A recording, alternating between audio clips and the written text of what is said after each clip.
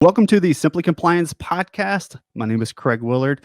I have a special guest today, Mr. Vince Scott from the Defense Cybersecurity Group. Thanks for joining us, Vince.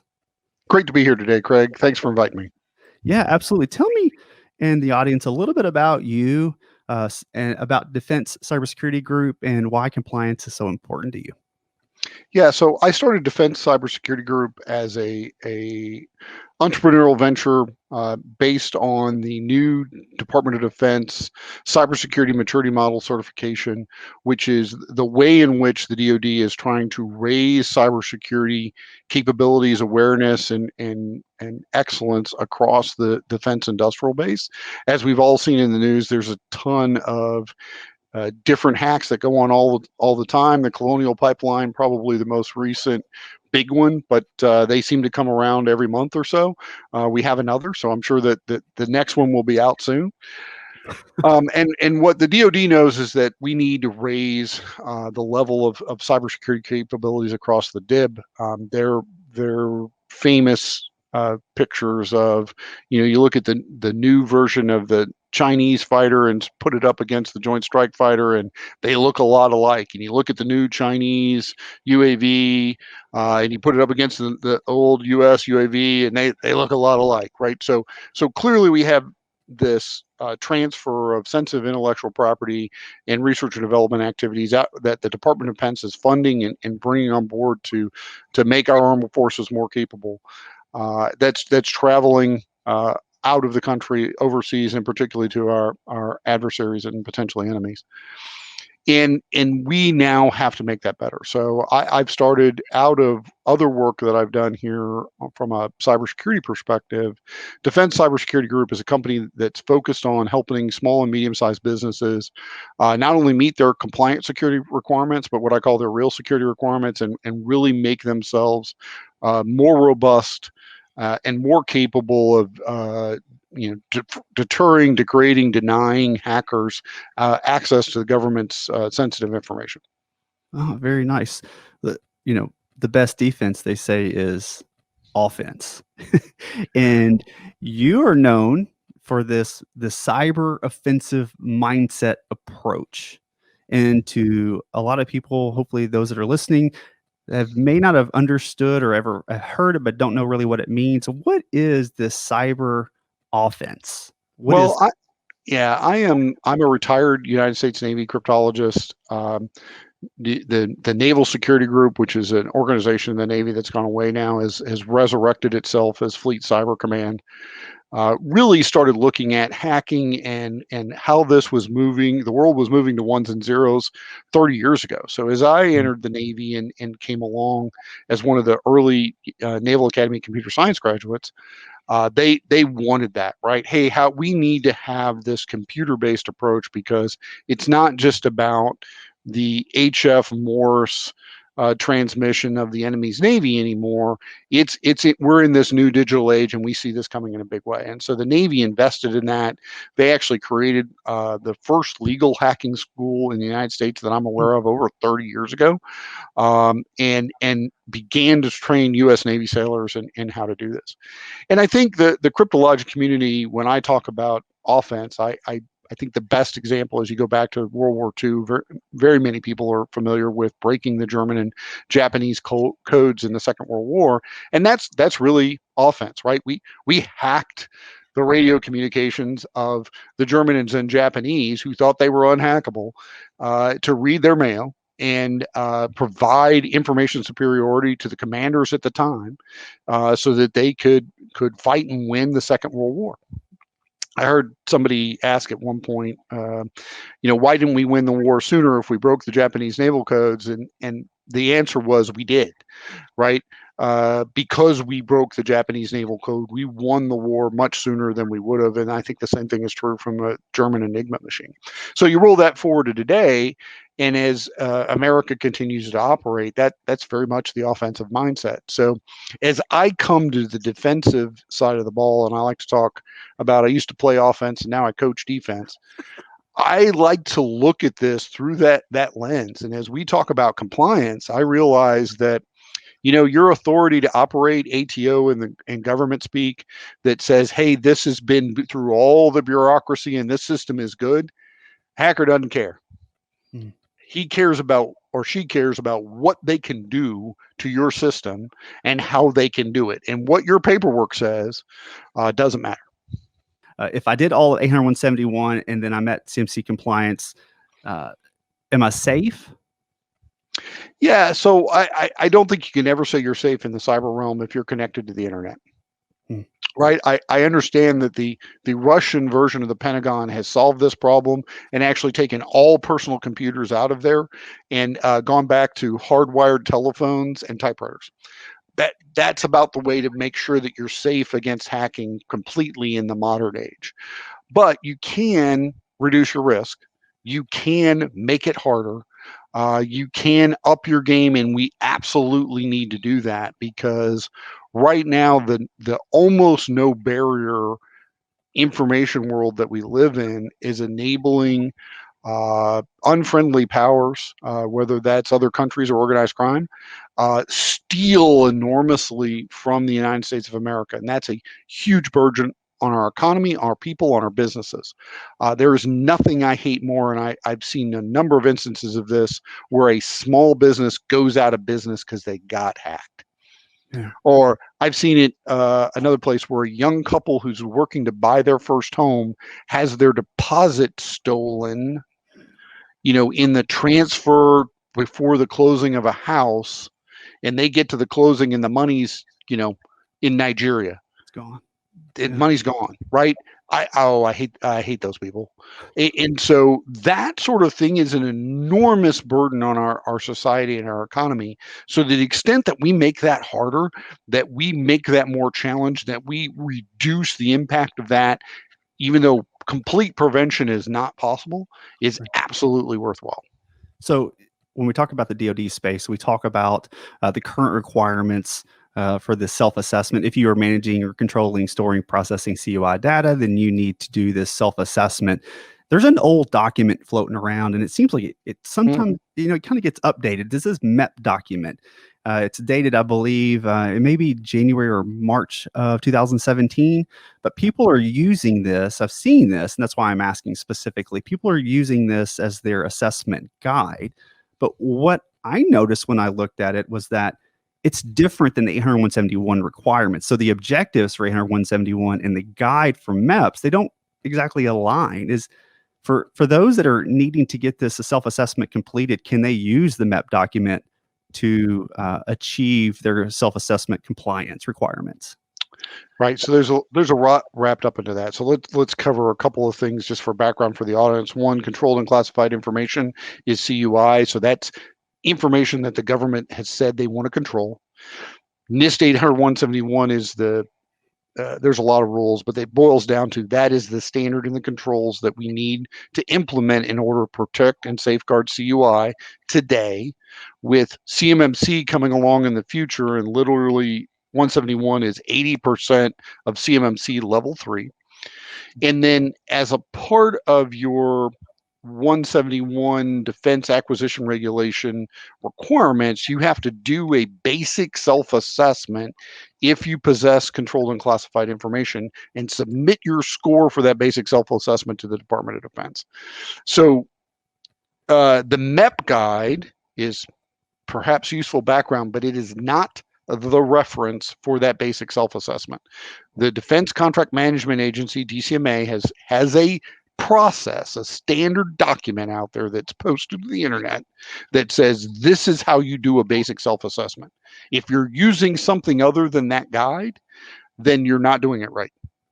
Don't use REF-A, and REF-A is the DCMA process for basic self-assessment. And that also talks about very specifically about how scores are done, how scoring is done. There are 110 controls in NIST 80171. The max score is 110, but you can't just add them up. They actually weighted them. Your minimum score is negative 206. So many companies end up with a negative score, and unless you're looking at that DCMA document, you don't really know or understand that.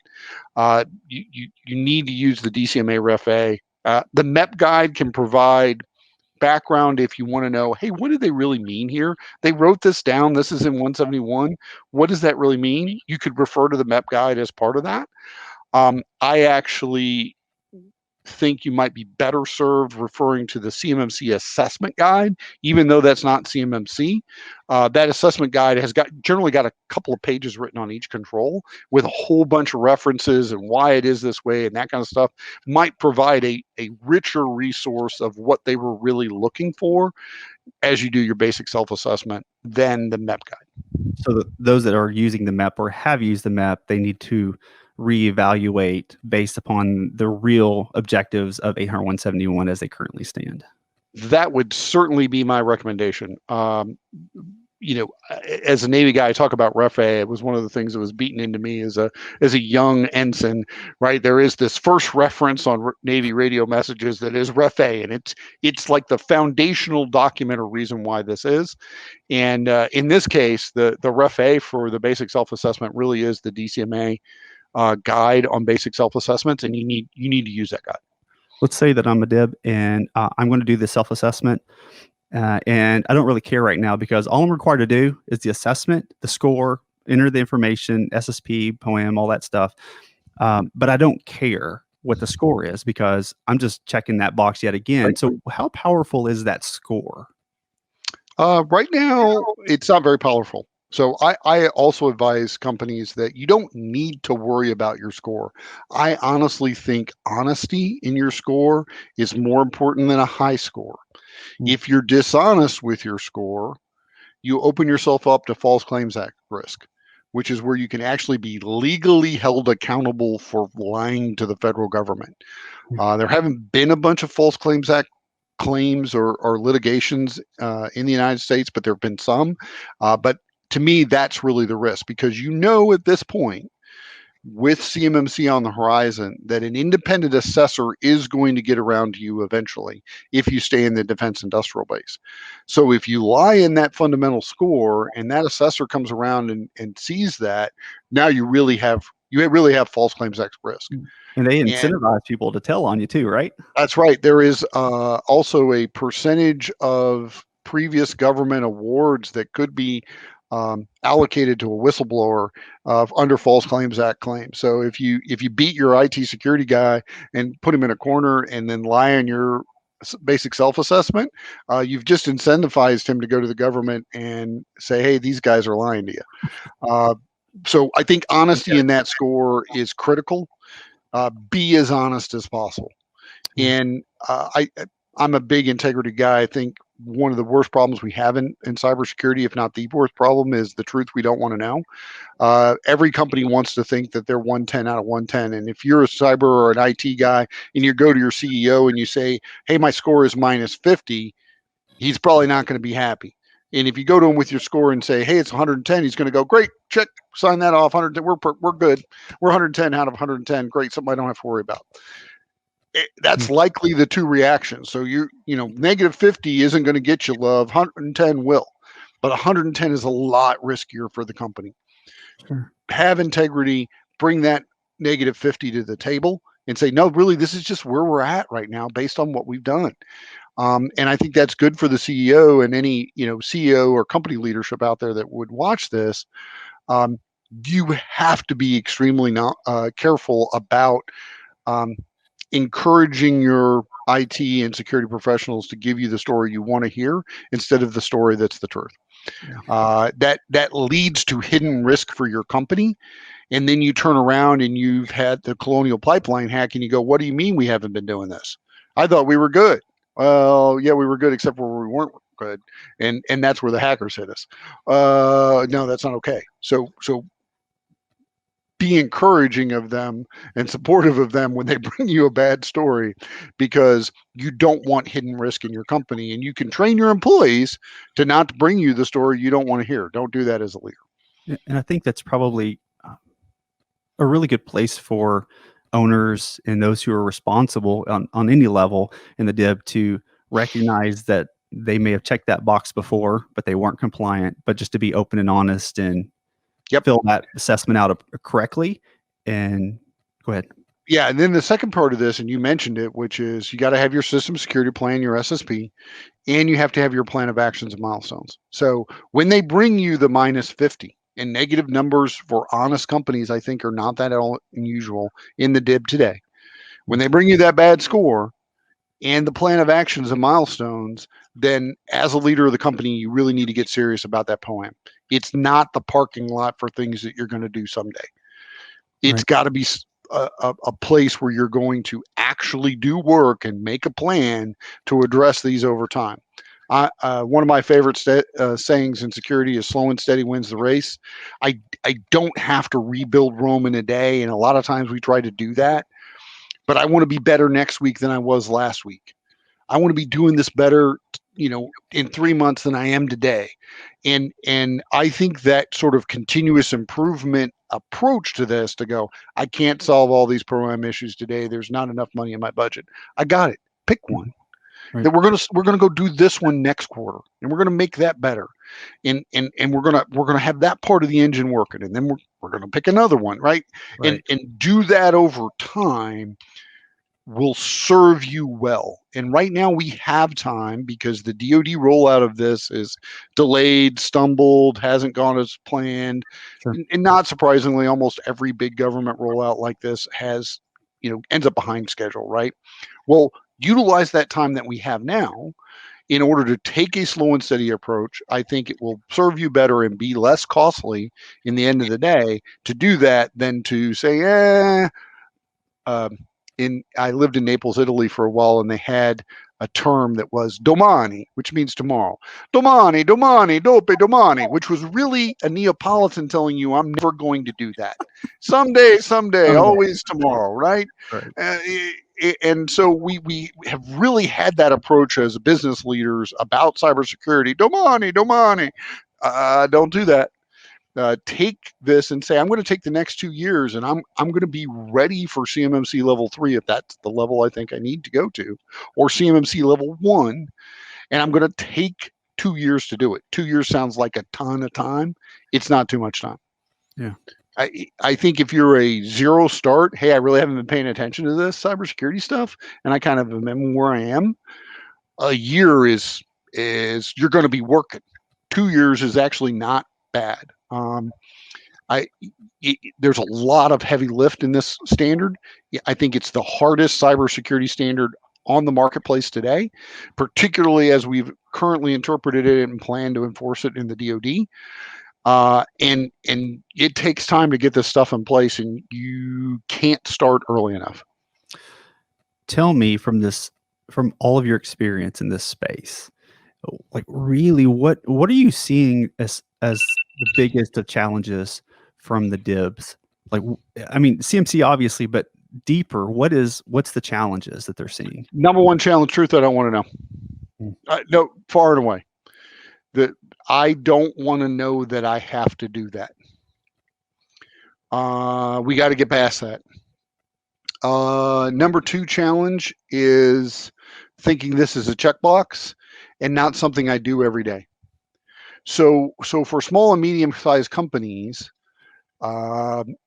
that's really tough, right? The Right. operational aspect of this, if we're going to do cyber, it is something we do. It's not, I bought an appliance. It's not I wrote a policy. It is something you have to do on a regular and continuing basis as a part of your IT architecture. You've got two ways to approach that. You can either hire it done in-house, or you can go to a service provider that says, hey, I'm going to hire you to help us do this on a fractional basis of some kind, right? Right. I think as you move down towards really small scales, that is absolutely the way to go. You're going to have to outsource this. You're going to have to buy help to get this done. Currently in the marketplace, I don't think there are very many companies that have, or any really, I'm not aware of any really perfect offerings in this space where I'm a small company and I can just buy it. That doesn't really exist. You're going to have responsibilities and parts of this that you're going to have to do, right? And probably always will to a certain extent. But I think the amount that you have to do could decrease, but the cost of what you're outsourcing is going to increase as you do that, right? Because there is a lot to it. But you need to think about, how am I getting this security services or this security support if you're in the DoD space? You won't be able to do it yourself. The days of and I've seen companies like this in the last 12 months for sure in the Department of Defense space that are solidly medium sized according to DoD. Yeah, I order my laptops from Amazon and I hand them out, and really my FSO takes care of that. And really, we just don't do IT. You know, if there's some break fix, I send them a new laptop, whatever. And, you know, we keep our stuff. I have a database of our business records, and it's in a rack with the law firm that we share a building with. But now I don't really run a firewall or, you know, anything. I don't have a perimeter or anything like that. And you go, oh my God, who does business like that? From an IT perspective, all the professionals in the community clutch their shirts over this. Right, but right. The truth is that that's out there, and that's the way, you know, that's the way they started, and there was no reason to stop. And, you know, they've scaled up, and that's just what they do, and the cost is good. That's not gonna be okay. You're not going to make a level 1 assessment with that approach.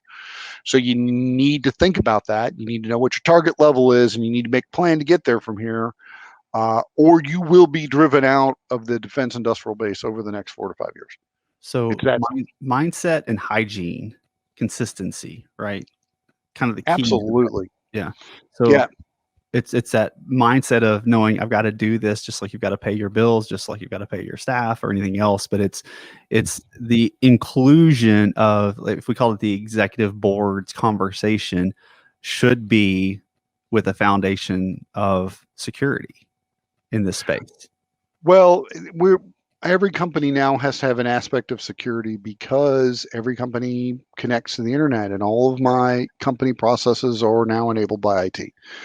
Now, maybe somewhere there's still somebody who pushes a cart of files around, you know, and I know a few people who still print out every invoice and stack it on their desk and put it in paper files. There are a few of those people left out there, but that's really not the way business happens today.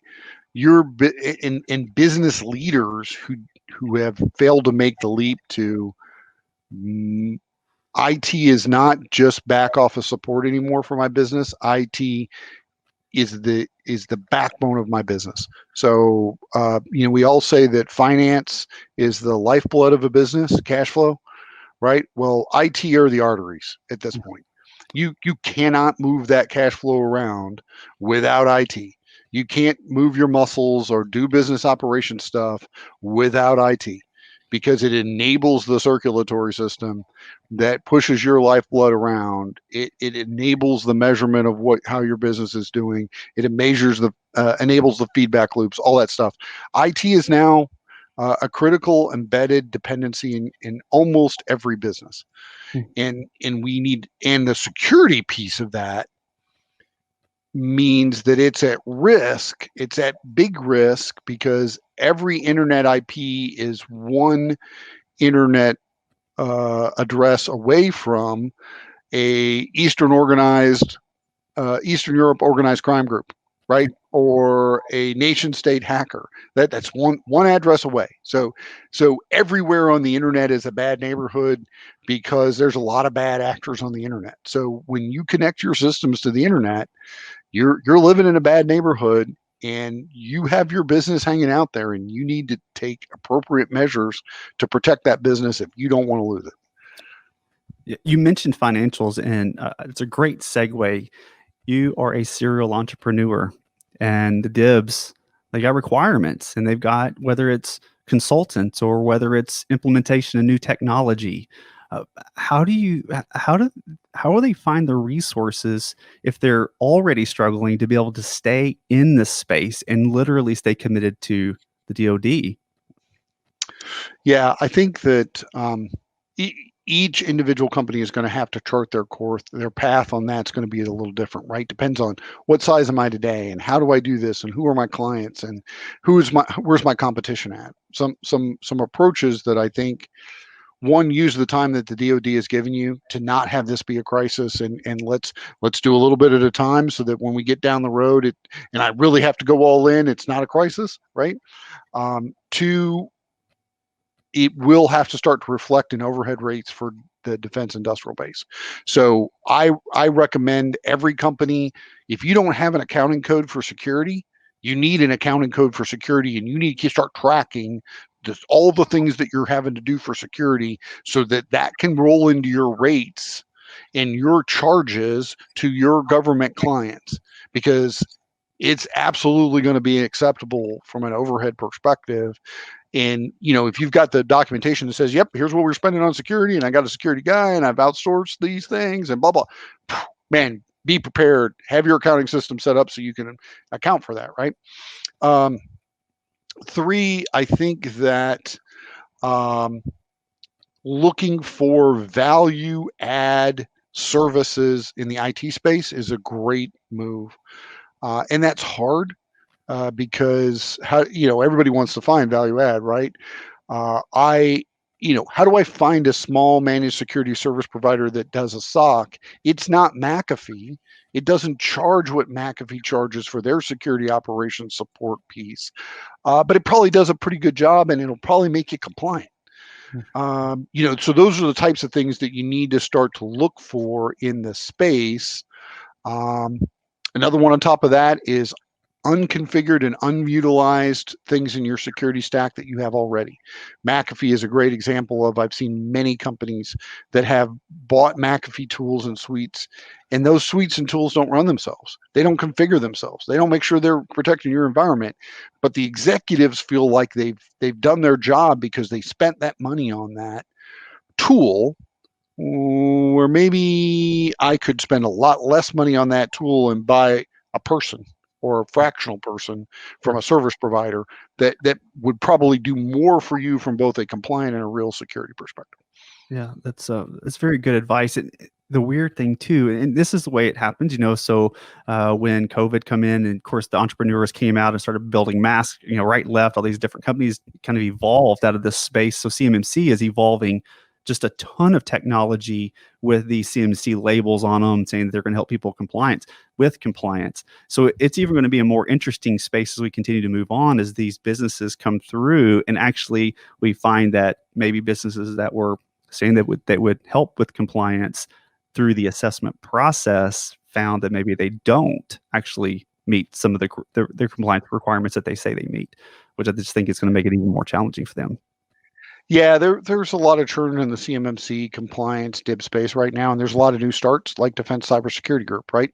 So how do you pick out the ones that are somebody who just hung a shingle out versus somebody who really has depth and expertise in what's going on and can really help you and your company? You've got to do your due diligence on those, and I know that's a challenge, but I do think there are value add offerings out there, and they're not necessarily the biggest, highest priced ones. And I hope to see, and I think we will see, increased offerings in the market that really are value add and really are value priced, as capitalism and competition drives that, and there's more and more of a market for this. I think those offerings will improve, but they've got a ways to grow right now, as really that ecosystem is just starting to stand up, as CMMC is. To finish this up, tell me, what are some of the things DIBS shouldn't do while implementing the requirements that are currently in place, as well as we move into the CMMC requirements and some of those adjustments? What shouldn't DIBS do? They should not believe anyone who says, I can do all this for you in 30 days. Okay. They should not believe that technology is going to solve all of this problem. I am a big fan of Special Forces truth number one. People are more important than hardware. And that is absolutely true in the cybersecurity space. If you have to make a trade between expensive hardware and expensive people, pick people every time. because you will get more value from that. There's a ton of open source tools out there that, if used and configured correctly, can do a lot of this. But even the most expensive tool, and I used McAfee as an example earlier, if you don't have qualified people to use them, they probably aren't adding the value that you hope they are from a risk reduction perspective for your business, right? And you should not wait. Don't wait to start this journey and go, DoD's been kind of iffy. I'm not sure. We'll wait until my program manager really comes down and tells me I got to do this. If you wait till then, that will be the point, will be a crisis, right? That's going to be when your program manager or contracting officer says, show me your CMMC certificate. I'm blah. Well, give me, and then you're going to be in that, well, can I get this done in 30 days? And the answer is no, you can't. Yeah. Literally 0 to 60 on this from a CMMC perspective is not possible to do in 60 days. You can become, as we talked about earlier with our NIST 800-171 DFARS basic self-assessment, compliant in 30 days, because I wrote an SSP, I wrote a POAM that has everything I'm not doing on it in my SSP, and I submitted a bad score.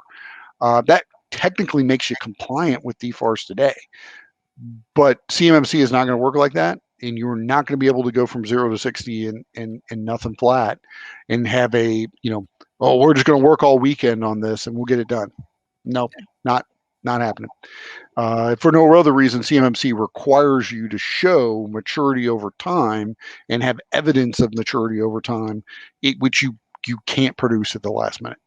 And they're looking for 6 months. Is that correct? At least 6 months? The people who've declared public numbers have promptly been shouted down. So the CMMC-AB and the Department of Defense have both said there's no rule. But the general consensus in the assessment community, and what I believe came out of the initial provisional assessor class, was we're looking for 180 days.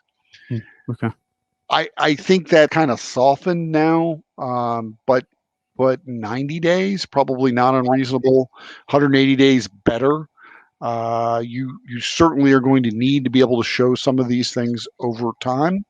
And the recent DIBCAC assessments have actually acknowledged that if you just started something, like if you let's say you get an inspection and 3 months ago you started your GCC high enclave for CUI, right?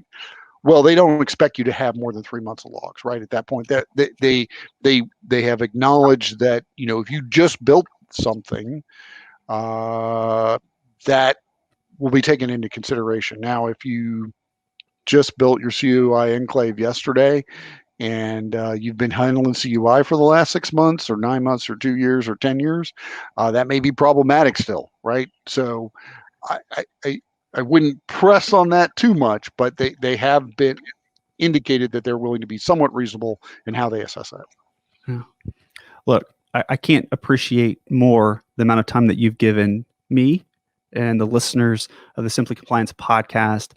With over 25 years of both military and civilian cybersecurity expertise, how can people get a hold of you for a resource? Sure. My website is www.cybersecgru.com, cybersecgru.com, and my email address is vincent.scott@cybersecgru.com.